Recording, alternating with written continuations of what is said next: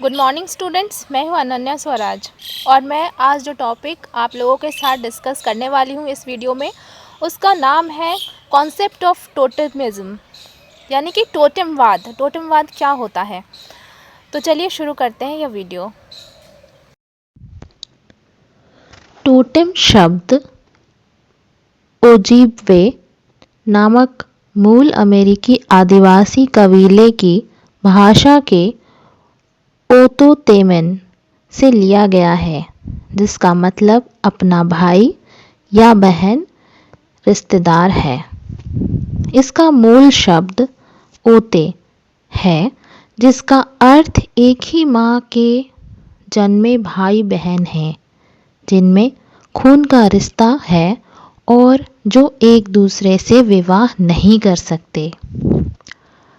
Totem प्रथा किसी समाज के उस विश्वास को कहते हैं जिसमें मनुष्य का किसी जानवर, वृक्ष, पौधे या अन्य आत्मा से संबंध माना जाए। टोटेम जानवर या वृक्ष हो सकता है।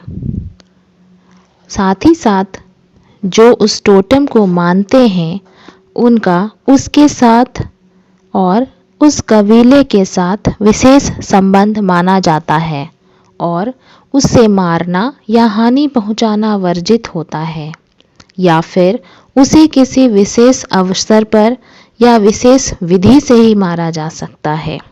कबीले के लोग अक्सर उस कबीले के चिन्हों में भी शामिल कर लेते हैं।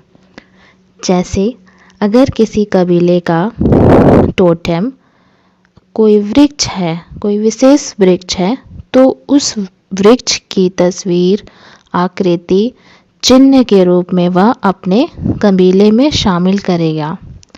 अगर दो गुटों का एक ही टोटेम हो तो उनमें आपस में विवाह करना वर्जित माना जाता है, क्योंकि वह एक ही पूर्वज के वंशज माने जाते हैं। जैसा कि हमने शुरू में ही समझा था कि टोटेम शब्द का अर्थ होता है अपना भाई या बहन या रिश्तेदार, या फिर जिनमें खून का रिश्ता है। और पहला नियम यही था कि वे एक दूसरे के से विवाह नहीं कर सकते हैं। यानी अगर किसी कबीले में टोटेमवाद की प्रथा है तो वहाँ पे हमेशा एक्सोगैमी मैरिज ही वैलिड होगा, यानी कि आप उस कबीले से बाहर ही शादी कर सकते हैं, उस कबीले से शादी कर सकते हैं जो उस टोटेम को नहीं मानते, यानी कि बही विवाह ही वैध होता है इन कबीलों में। टोटेम को अलौकिक रूप से गण चिन्ह मानने के कारण टोटेमी गण के सदस्य आपस में रक्त संबंध मानते हैं और इस कारण से वे परस्पर विवाह नहीं करते हैं। हर गुट का या हर कबीले का एक टोटेम होता है। वह जानवर हो सकता है, वृक्ष हो सकता है, या फिर कोई प्राकृतिक चीज़ें हो सकती हैं, जैसे कि कोई कीट पतंगा हुआ, for example snake, tiger, peacock, bamboo, people etcetera. या फिर कोई अगर पशु पक्षी के तौर पर देखें तो कोई भी जानवर, जैसे सांप ही बोला, अभी शेर बोला, तो ये सारी चीज़ें हो सकती हैं।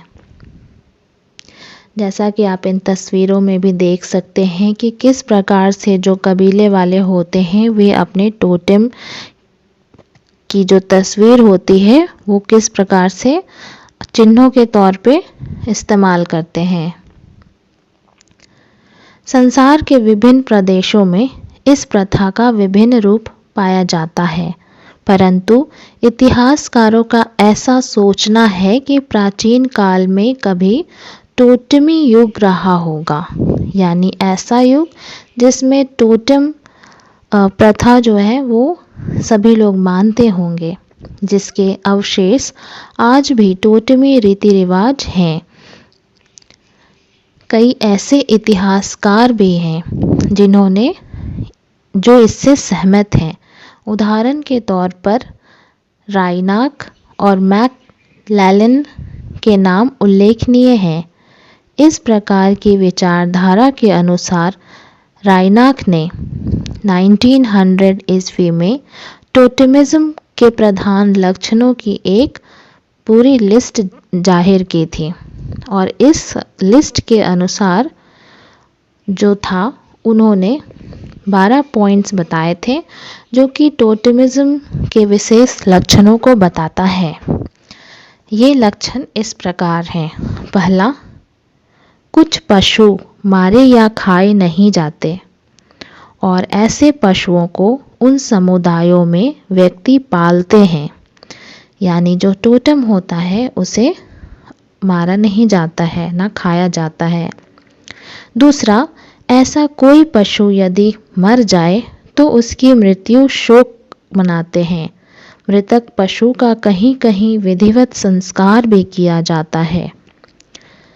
तीसरा, कहीं कहीं पशु मांस भक्षण पर निषेध विशिष्ट पशु के विशिष्ट अंग पर होता है। चौथा, ऐसे पशु को यदि मारना या बलि देना पड़ जाए तो प्रार्थना आदि के साथ निषेध का उल्लंघन विधि पूर्वक किया जाता है, यानी किसी विशेष परिस्थिति में अगर अपने टोटेम को मारना पड़ जाए तो विशेष प्रार्थना करते हैं, जिसमें से माफ़ी की प्रार्थना हो या फिर उनके जो रिचुअल्स में जो प्रार्थना दिया गया है वो उसको करके ही उसको मारते हैं, ताकि जो भी कोई किसी भी कानून का, जो उनके कबीले का कानून है, उसका उल्लंघन ना हो। पांचवा पॉइंट, बलि देने पर भी उस पशु का शोक मनाया जाता है। छठा, त्योहारों पर उसे पशु की खाल आदि पहनकर उसका स्वांग भरा जाता है, यानी जब कोई फेस्टिवल होगा तो टोटम की जो आकृति होती है उसको अब दिखाते हैं लोग, जैसे उसका खाल पहन करके उसका एक्टिंग करना, इस तरह की चीज़ें त्योहारों में इस्तेमाल की जाती हैं। सातवां, गण और व्यक्ति उस पशु पर अपना नाम रखते हैं। आठवां, गण के सदस्य अपने झंडे और अस्त्रों पर पशु का चिन्ह अंकित करते हैं या उसे अपने शरीर पर गुदवाते हैं। इसका अर्थ हो गया कि जो गण होते हैं या फिर जो मनुष्य होते हैं वो अपने टोटेम को बहुत ही पवित्र मानते हैं और अस्त्रों पर, झंडों पर और अपने शरीर पर उनके निशान बनाकर उनको लगता है कि ये चीज़ें शुभ हैं और टोटेम उनके साथ है, उनकी रक्षा करते हैं, ऐसा वो फील करते हैं। 9वां पॉइंट, यदि पशु खूंखार हो तो भी उसे मित्र और हितैषी मानते हैं, जैसे कि स्नेक हो गया या शेर हो गया। अगर कुछ कबीले वाले लोग अगर उसे अपना टोटम मानते हैं तो भी वो उनसे फ्रेंडली ही रहेंगे, कभी स्नेक को नहीं मारेंगे, कभी शेर को नहीं मारेंगे। 10वां पॉइंट, विश्वास करते हैं कि टोटेम पशु उन्हें यथा समय चैतन्य और सावधान कर देगा, यानी कि जो कबीले के लोग होते हैं वो उनकी रक्षा करेगा। टोटेम जो होता है जिनको वो मानते हैं वो उनकी रक्षा करेगा। 11वां पॉइंट, पशु गण के सदस्यों को उनका भविष्य बताकर उनका मार्गदर्शन करता है, ऐसी धारणा बनी होती है लोगों के बीच में। 12वां पॉइंट, टोटेमवादी उस पशु से अपनी उत्पत्ति मानते हैं और उससे घनिष्ठ संबंध बनाए रखते हैं।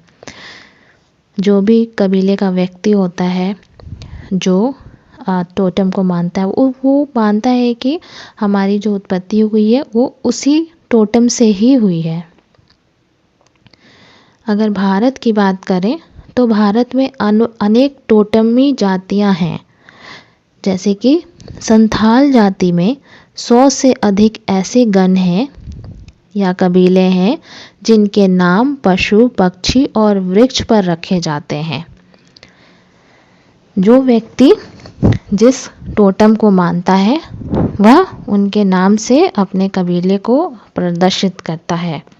इसी प्रकार दक्षिण बिहार की ही जाति में लगभग 50 ऐसे टोटमी कबीले हैं। राजस्थान तथा कई अन्य प्रदेशों में भी कई टोटमी जातियां पाई जाती हैं, जैसे कि उदाहरण के लिए भील। साथ ही साथ कई अन्य जगहों पर जैसे महाराष्ट्र के महाराष्ट्र में अगर जाकर देखेंगे तो कथकरी हो गया, मध्य प्रदेश में गोंड हो गया, राजस्थान के मीना आदि जो जातियों में भी गणों के नाम उनके प्रदेश में पाए जाने वाले पशु पक्षियों के नाम से ही मिलते जुलते रखे गए हैं। समाजशास्त्री मजूमदार ने बंगाल में रहने वाली ऐसी अनेक जातियों की चर्चा की है, जैसे कि बागड़ी, महिषद और मोरा। इन सभी जातियों का उन्होंने उल्लेख किया है।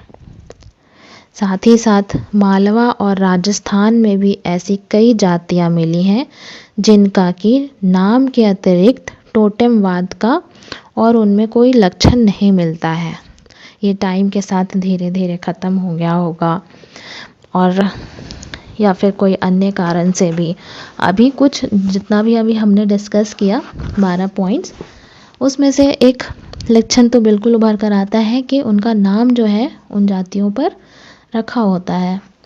समाजशास्त्री रिजले का विचार है कि भारत की वे सभी जातियां जिनमें टोटेमवाद का एक भी लक्षण पाया जाता है, शुरू में पूरी तरह से वे जातियां जो थीं वो टोटेमवादी थीं। धीरे धीरे टाइम के साथ इन्होंने टोटेमों की पूजा आदि करना छोड़ दिया और उन्होंने कई अन्य कोई दूसरा धर्म अपना लिया, या फिर उन्होंने अपने टोटेम से धीरे धीरे दूरी बना ली।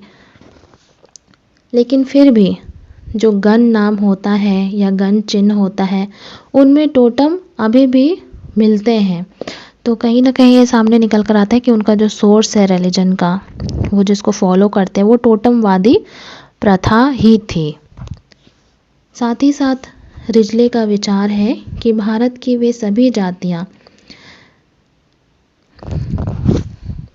जो टोटेम प्रथा को मानती हैं वो अभी भी भारत में मौजूद हैं। तो आशा करती हूँ कि टोटेमवाद का जो कॉन्सेप्ट है वो आपको क्लियर हुआ होगा। शॉर्ट में मैं एक बार फिर से आप लोगों को बता देती हूँ। टोटेमवाद जो है एक धार्मिक शुरुआती धार्मिक एक पद्धति है जिसमें कि कोई भी कबीले वाले जो होते हैं वे अपना टोटेम मानते हैं। जैसे आज हम लोग भगवान को मानते हैं, वैसे ही वो पहले टोटेम को मानते थे।